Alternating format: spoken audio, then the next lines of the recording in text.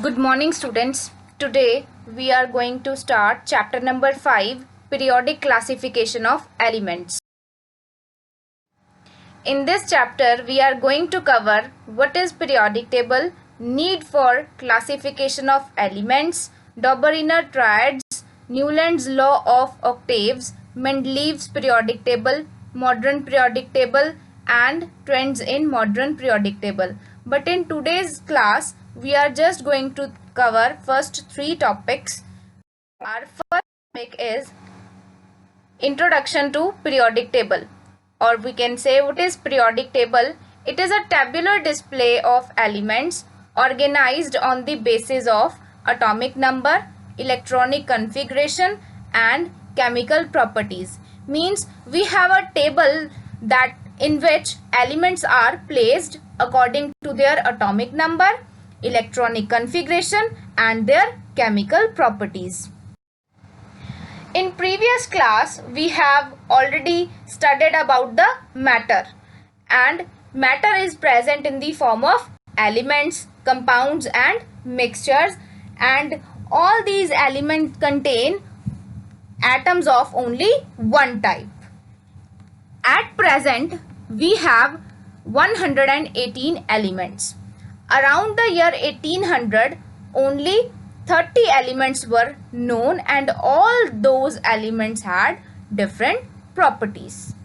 Out of 118, 94 are naturally occurring elements.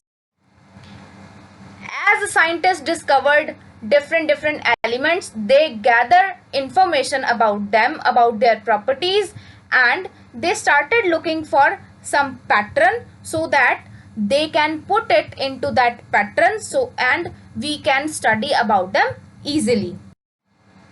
Need for the classification of elements. First of all, we have to know what is classification of elements. The arrangement of elements into different groups according to their similar properties is called classification of elements. Means we arrange the elements into different groups according to their similar properties is called classification of elements. And why do we need to classify the elements? We need to classify the elements to make the study of elements easy. That's why we classify the elements. Early attempts at the classification of elements. When scientists discovered 30 elements, they divide those elements into two groups. First group is metals and second group is non-metals. Dobereiner triads. Dobereiner was the first scientist who put all those elements into a table.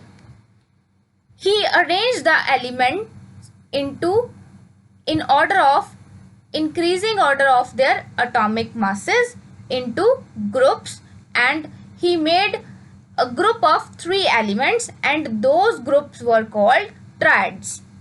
In each triad, the atomic mass of the middle element was equal to the average atomic mass of first element and the third element. Here we have an example. See, we have 3 triads, and in each triad we have 3 elements. In each triad, see, the first triad we have lithium, sodium, potassium.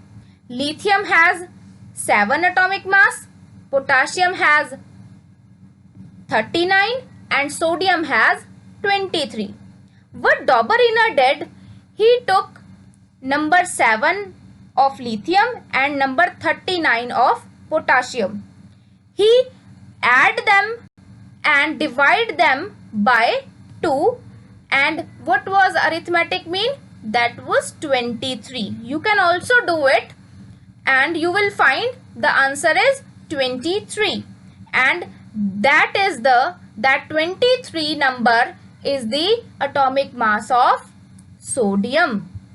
He used same method for next 2 triads. The last topic we have drawbacks.